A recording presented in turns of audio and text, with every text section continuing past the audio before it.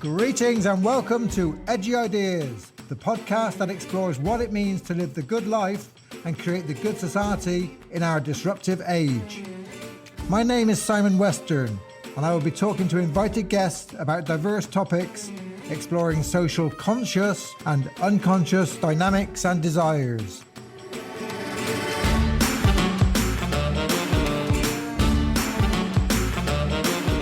The Eco Leadership Institute is about to launch a new diploma in leadership coaching. This comes in two parts. We have depth approaches to leadership coaching and systems approaches to leadership coaching. These are two certificates, and if you take them both, you receive our diploma. The depth approaches will include some of our Lacanian psychoanalysis. So if you've enjoyed this podcast, please get in touch with us, and we look forward to hearing from you.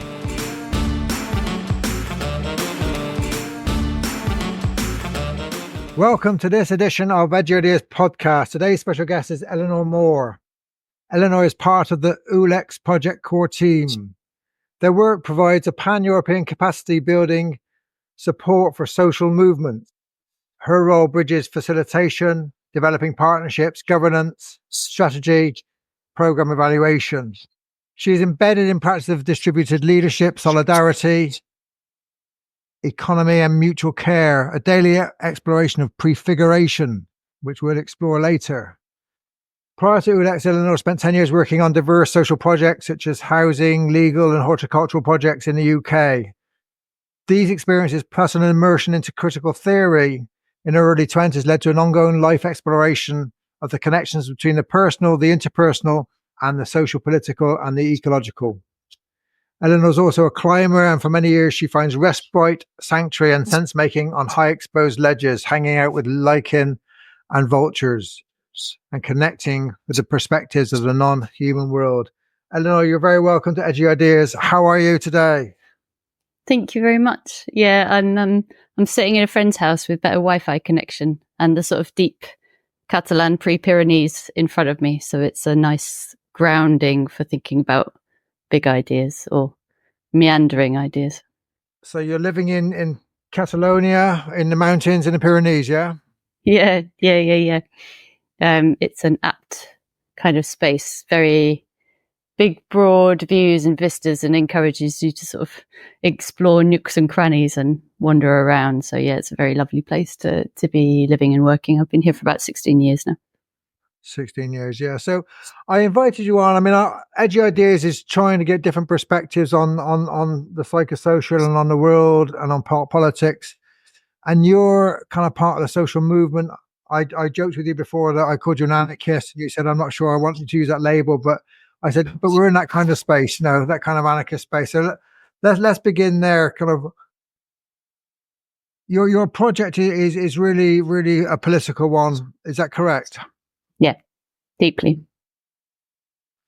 And what kind of, what's at the heart of that? Just to share some of kind of what you're about. I mean, I think Ulex was founded and formed initially actually coming out of a sister project that sat behind it for a very long time, which was called the Project. And Ulex was more of the work that we did around socio-political education and working with people who are already engaged in social activism in various different ways and helping them to bring perhaps some more skills and qualities of reflection around the action that they were taking in the world and thinking about actually the meaning and the sense making behind that in order to build greater resilience in those kinds of movements and activist spaces. Burnout being the kind of classic term and something that we were seeing was both reducing the potential for really thinking about radical alternatives to what the current status quo was. This is back in kind of between 2008 and 2014. And trying to bring an element of both thinking about ourselves as humans within the wider ecology. So also, what's going on with ourselves in relationship to our interpersonal relationships. How is that affected by our society and our political conditioning and so on? And also how is that situated within a wider ecological context, which understands our our relationship with the non-human world, and less of the Anthropocene. And I think that was translated in Ulex and sort of took off in 2017, partly as a result of needing to frame it in slightly more secular terms to make it more accessible for groups and organizations for whom kind of the spirituality dimension was always going to be a struggle. And partly because it just expanded as the space in which, responding to need, really. And I think there's so much of activist culture and social movement culture that is conditioned by a sort of sense of responsiveness and a willingness and a wish to respond to something that's happening in the world, usually in contradiction or in contest to something that's happening in the world. But the spaces for sort of being able to understand how we are conditioned by, are situated within, and what our actual agency is to be able to respond to some of those conditions is generally a lot more limited. So the project was really designed to be a space, a hub in which people could come together and spend time in kind of in reflection, also in education and in learning, but a lot in reflection and dialogue and discussion across quite substantial differences about these bigger themes, and away perhaps for once from the kind of the action, front-facing, doing side of the world.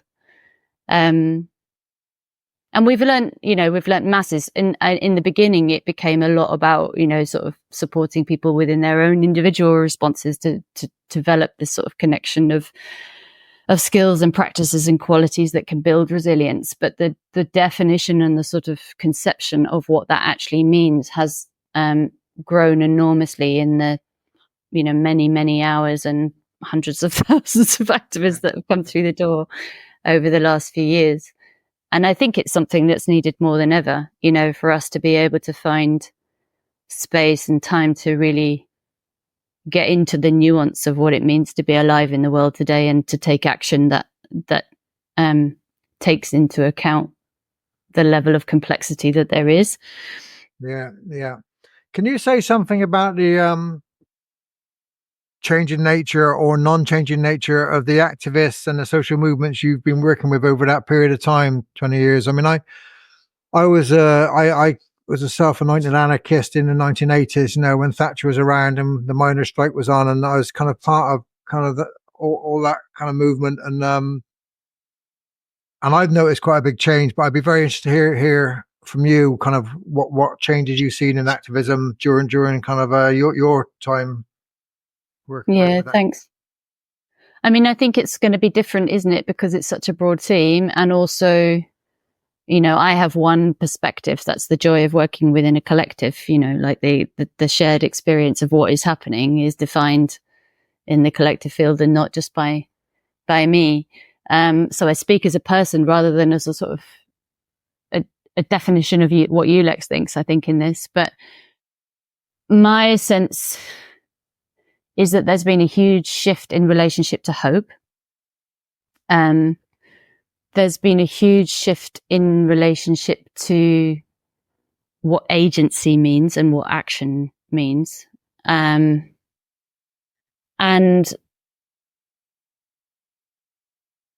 that, I mean, it's interesting kind of talking about it from an eco-leadership perspective, but certainly relationships to leadership have shifted and changed.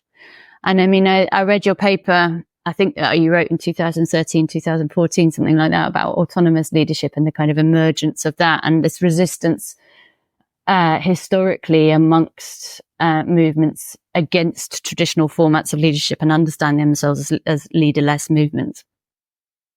And I think that's been that is an area in which thinking has really deepened and moved on, and we've done a lot of work with people in different ways to kind of question these ideas and actually think about the tyranny of structurelessness as a principle of what happens if you don't actually have that, and where does where does power move and shift if it isn't in sort of cemented in more hierarchical positions?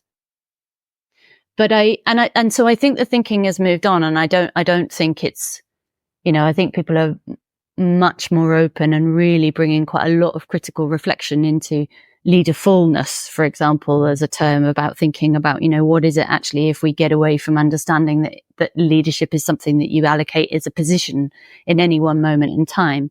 And it's actually about an amalgamation of qualities and capacities that is built out of collective action and is kind of emerges out of conditioned arising, influences that we're all bringing in any one shape or moment. And that, power resides in followership as much as it resides in where the ascribed leadership is in that moment. And the relationship between those qualities of followership and leadership, it's like the capacity, the outcome for me actually sits in the nuance between where the followership is located and where the leadership is located, and what is the relationship and the construct and the understanding and the kind of framing that is enabling those two things to come into dialogue with each other. And that's what I see is starting to become the literacy of the kind of prefigurative, the activist world, the world of modeling, like what would the world look like if we weren't adhering to the current structures. Can I just that kind of exploration is happening? Sure. Explore prefiguration. This is when we're kind of enacting the future in the present. Is that right? Where you're trying to create the structures of what the future might be like in your own. Yeah, I think it's about living according to values and living according to a way of trying to understand and transcribe. If we were to have those, if those values were going to be attributed in our societies, what would it look like, and what would our practices look like, and how would we behave, how would we relate to each other, how would we, what structures would we establish in order to support those values? Yeah. And you said hope and agency. You thought there'd been some changes in that. Say a bit more about those two things.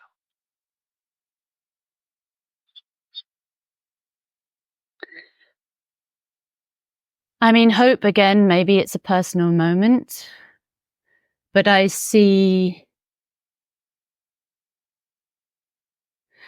do think it's fair to say that there's a struggle for ambition in social movements currently.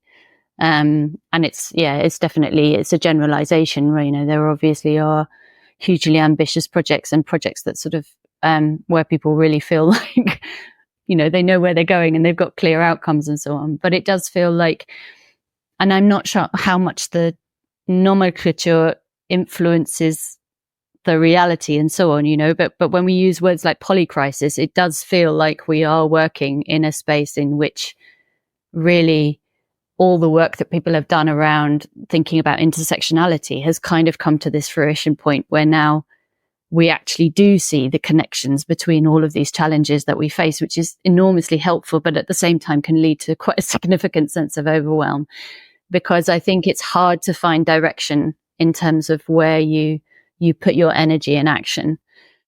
And the sense of enormity of the challenges that people are facing are there. And I think we're still quite conditioned to be stuck in a model where we're thinking about within our lifetime, and this kind of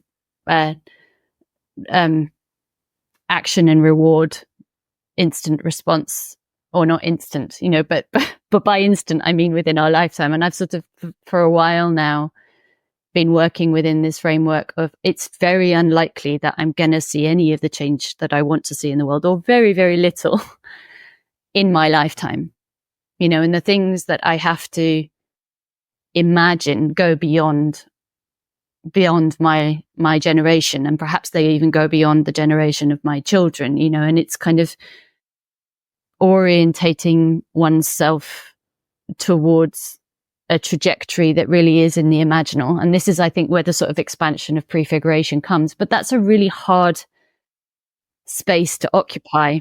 And so I think that is where this sort of question of hope has to be extended beyond, and yet the challenges that we face are so kind of alive and real again, sort of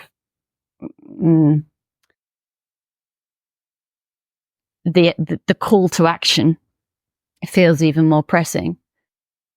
Yeah, and it's part of the neoliberal project. It is to sort of diminish hope. The Tina, there is no alternative, is kind of well embedded in the world I live in. It's kind of like, let's tinker at the edges, because you can't really change it. This is how it is. And it's kind of even for the radicals, I think it's very hard to kind of shift that. That's kind of like so widespreadly kind of a cultural kind of way of thinking.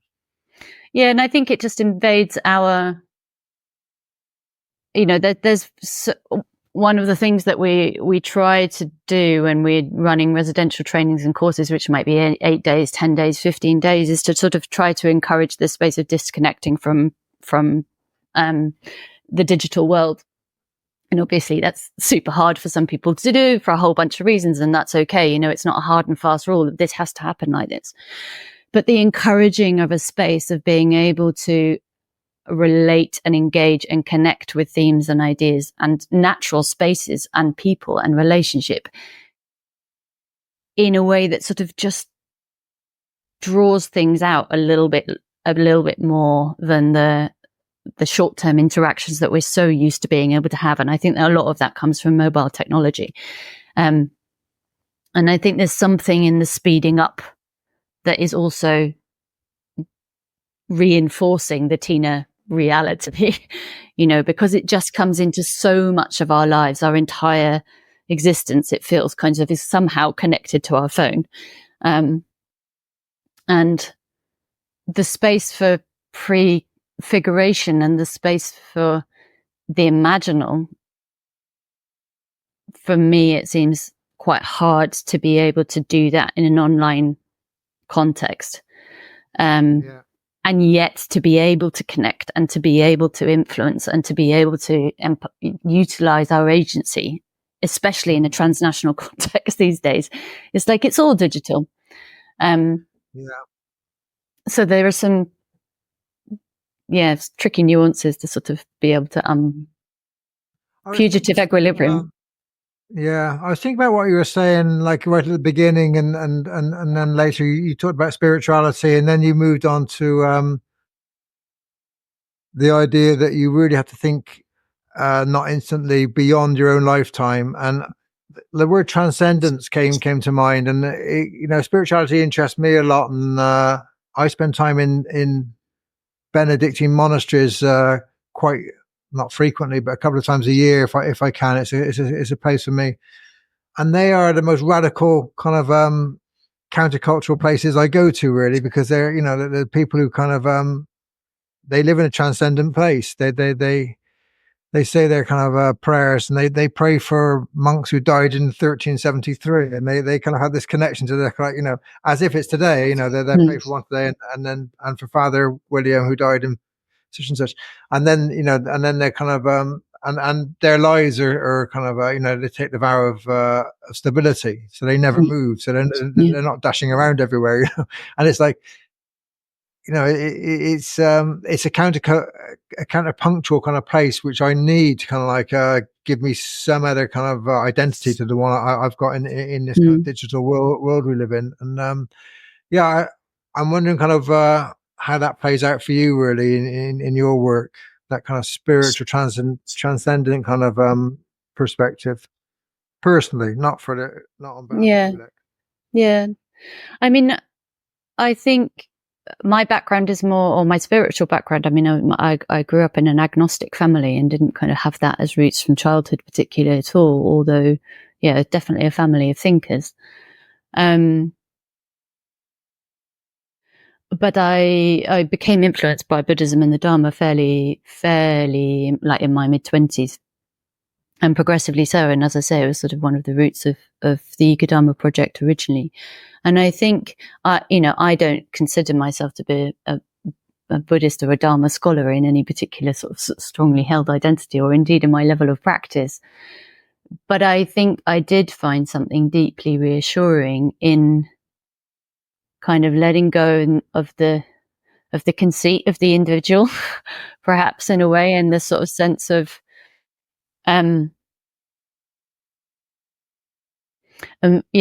of finding sense making at the sort of level of the particle to a certain extent. It's at the level of the molecular, and then going from there. So I think my influences come in that way, kind of come from science to some degree, from Dharma certainly to an extent. I find this deep relationship to a connection of what does it really mean to show up and be human in the world. And then actually, if you look across the majority of the religions and secular practice, this sense of being able to come into relationship with other from a place of love and from a place of kindness and from a place of curiosity and a place of generosity, which, I also think was fundamental underpinnings of sort of the anarchist movement, and the sense of our human potential rather than our human limitation, and to see that not as a threat. And potency is so often viewed as a threat in our world today. You sort of encounter somebody else's power and their force and their capacity and their charisma, and the defense mechanisms that come into relationship with that, whether it's inadequacy, or whether it's a sense of needing to counter that, or a difference of opinion, or like, how do we close this down? And actually what it would be if we were able to reconcile ourselves with, this is just a sort of mirror of mutually arising potency. We have the capacity to bring out the best in each other. So yeah, the Dharma and that kind of practice, and thinking in ways of understanding that my well-being is fundamentally tied up with the well-being of those around me, and theirs with mine. And that in itself is sort of goes beyond the human and goes into our ecosystems and so on. It just changes the way that you subtly and slowly changes the way that you get up and engage with the world in the morning, and it is a practice. I think that this is the other thing that we can forget, just because a sort of an idea enters your head doesn't mean that that's, you sort of somehow wander around the world as an enlightened being for the rest of your life. It's like we get up and we encounter ourselves, and we encounter our struggles with the conditioned reality and our the neoliberal project, which is still so alive and embedded in so much of our thinking. And of course we stumble. Yeah, no, that's right. And it is about practice. And one of the things I keep bumping into myself is I've got a much greater awareness now of, through a lot of ecofeminist writers, the non-human kind of engagement. I think it's always part of my life, being part of what we call nature and stuff. It was always a big part of kind of what I did, walk in the mountains and you climb and get close to nature. But that relationship, like how we make sense of our relations with the non-human, whether it's fauna, flora, whether, just how we engage.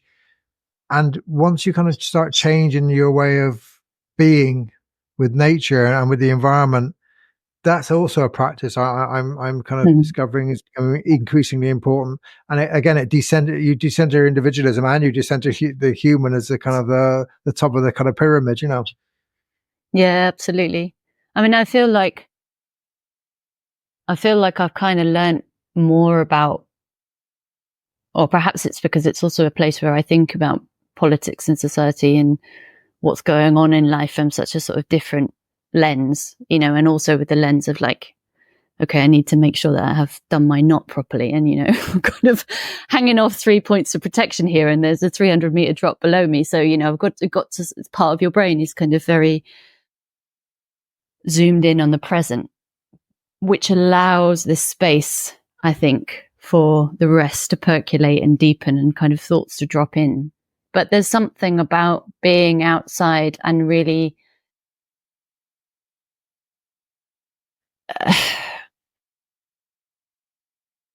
I don't think it's stepping outside the limits of safety, but it's stepping outside the limits of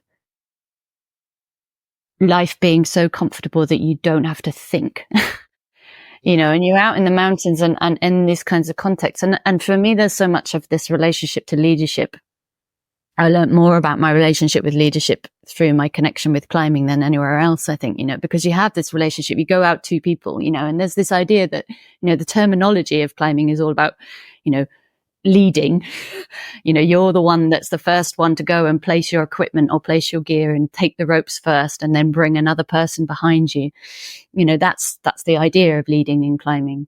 And yet you're so intrinsically tied to someone else, and what they're doing is fundamental to your kind of capacity and ability to be able to be in that space and doing that leading. And, and then you get up to this sort of point where it's like, you reach a pause and you bring them up, and then they go on and then they lead and they, and you follow. And it really brings this sort of partnership relationship into that. But also there's all this other stuff going on around you, that you can have this idea that you're going to go off and climb this route and do this thing together, have a preconceived idea of what it's going to be about. And then nature just comes in and does its own thing in relationship to that, and you've got to deal with the weather, and you've got to deal with rockfall, or you've got to deal with, vultures that have decided to nest in the middle of this thing, and how do you get around that? And the sort of sense that our ability to be able to influence our lives has to be, or what is around us has to be, a kind of moment to moment constant process of action and reflection and decision making, and then experience and iteration and learning. It's like you can have that knowledge, but for me at least, it comes home when I go out, and it sort of lands within me really when I go out and I have those really embodied experiences of, oh yeah, I had this great idea I was going to go out and do this thing today, and now actually, we're on like plan C, and so much of what's me and my identity in that changes. The thing I'm writing about at the moment is I'm writing about the precarious interdependent world we live in. And it's these two words are like master signifiers for me. So I'm thinking that there's this increasing precariousness, but rather than be kind of totally afraid of it and saying like, we need to kind of try and rebuild a stable, fixed world, it's like, no, actually we have to get used to living in this precarious world, and we have to get used to living interdependently. And like your rock climbing analogy is exactly that. You're precarious and you're completely interdependent, on nature and on the person or people you're climbing with, so it's quite a nice analogy. And like that to me is like the prefiguration we need to learn to live in, not try and return to some modernity idea of kind of stability and growth and all these other kind of words which we've grown up with. Yeah, it is. It's fascinating because it is precarious. And yet simultaneously, we always, we're in those moments, we always have a certain level of control. You're having choice in each moment. And so I think it is relocating that kind of agency within this space of blowing it all up and then going, oh, and now how do I navigate within, this much bigger range of questions that I have? And I think there's something about precarity that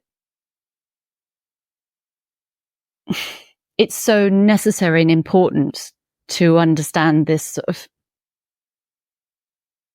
this lack of the insecurity basically is the essence that sits within security.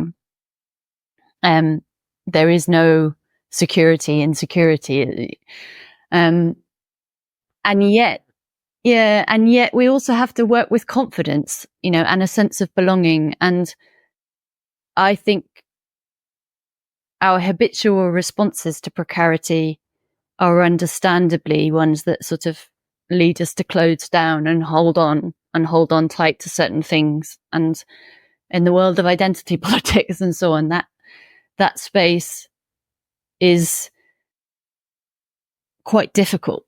It's quite difficult to then be able to really reach have this sort of expansive openness to be able to be curious. The quality of curiosity doesn't thrive so much when we're understanding things through a sense of precarity. And so there's got to be this balance between the letting go of a fixed position, but kind of building in enough. Yeah, so maybe precarity, it's like it's useful, but it's also limiting. And so I wonder what it would be more if it was like just less certain or less, I don't know, I can't necessarily in this moment find the word that I would replace precarity with. But there's levels of precarity, so like, I work in the humanitarian sector, and there's people living in very precarious life and death situations. That's not a good place to be, or something to kind of idealize at all. But there's something that I guess my experience is that there's something about being awake, that precarity kind of makes you awake and makes you kind of ask questions, and makes you kind of ask questions of yourself and of others, and how you're going to kind of address this kind of precarity. I guess that's the place I'm trying to move into, because so much of the world around me is chosen to not be awake, just because we get lost in our digital worlds, we get lost in our kind of work lives, we get lost in kind of the narratives and the ideologies which creep up on us. So there's something about kind of a reawakening. Which I think I'm trying to grab at the moment. I think that is absolutely bang on in a lot of ways, and it is about becoming alive to so many of the questions. I think one of the things that and this is sort of a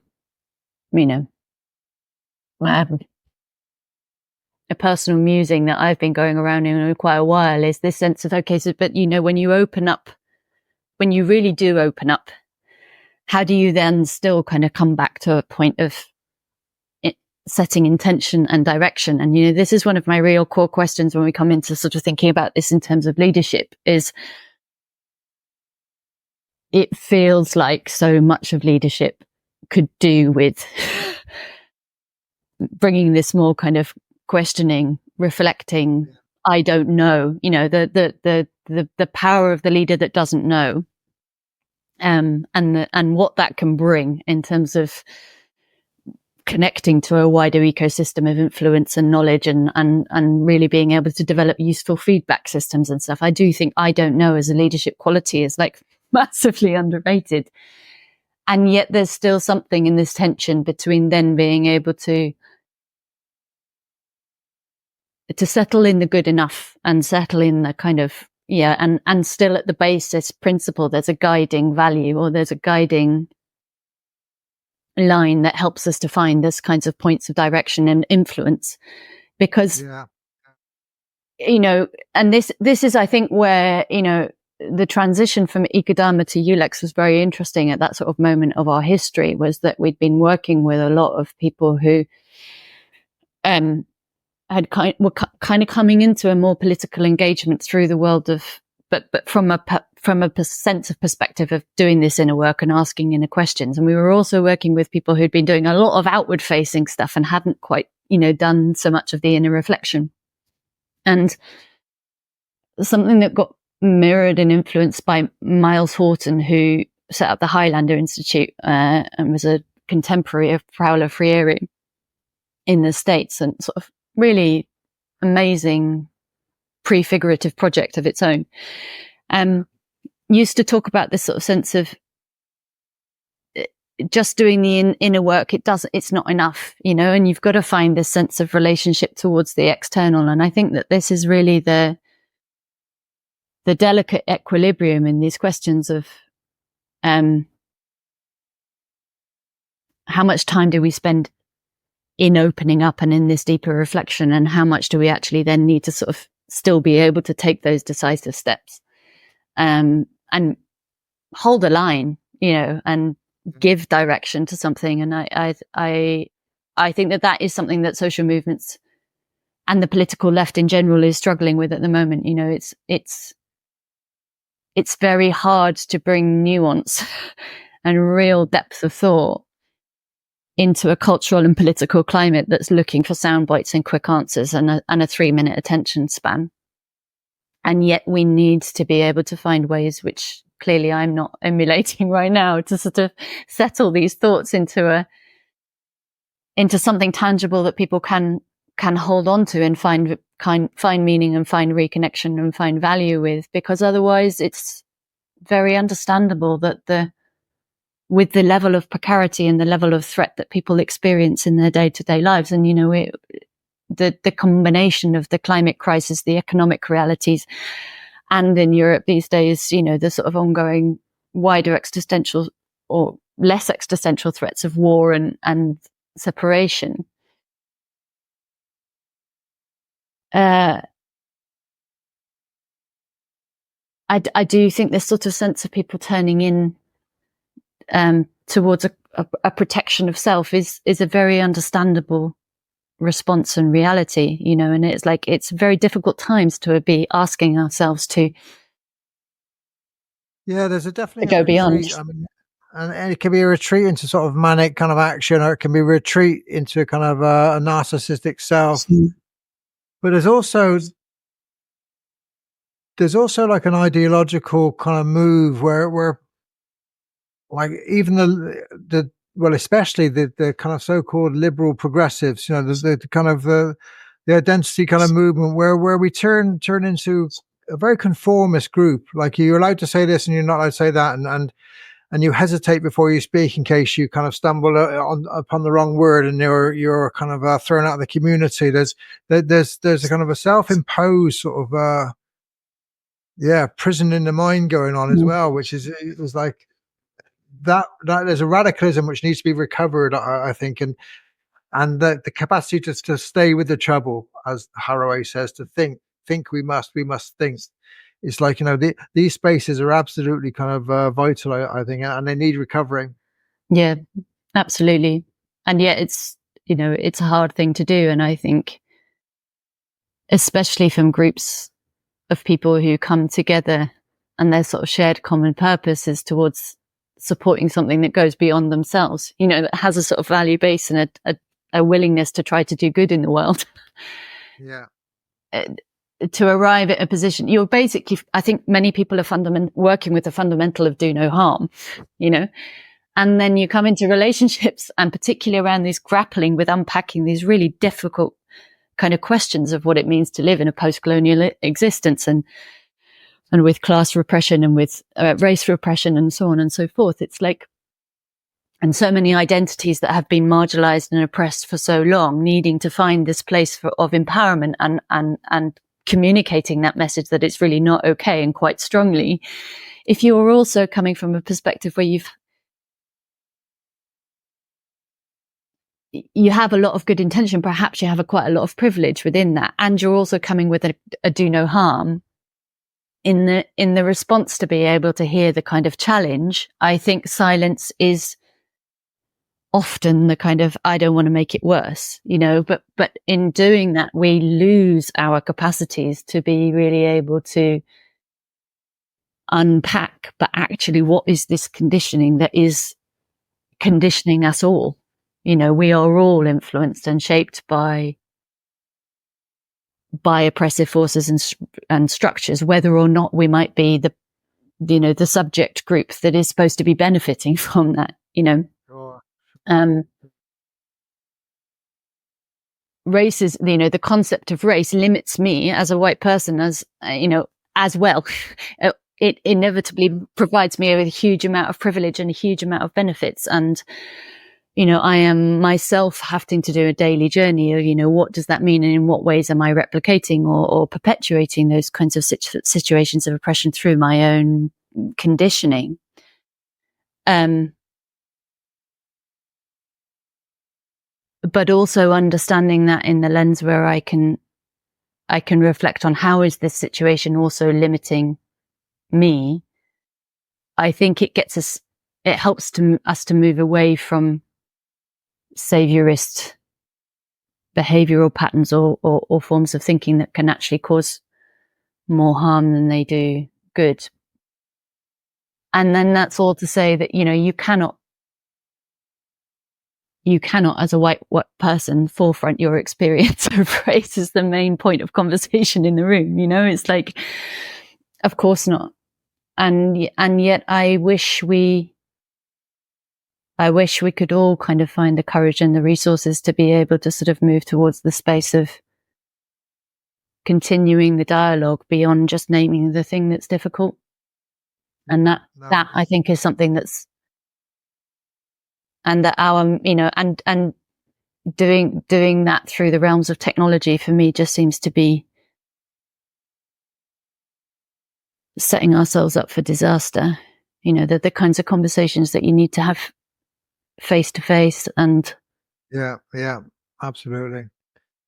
Eleanor, we're coming towards an end of the podcast, and I like to ask guests 2 questions from their lived experience. What does it mean to live a good life, and what does it mean to create a good society? I'm sure you spent a lot of time of your life thinking about this.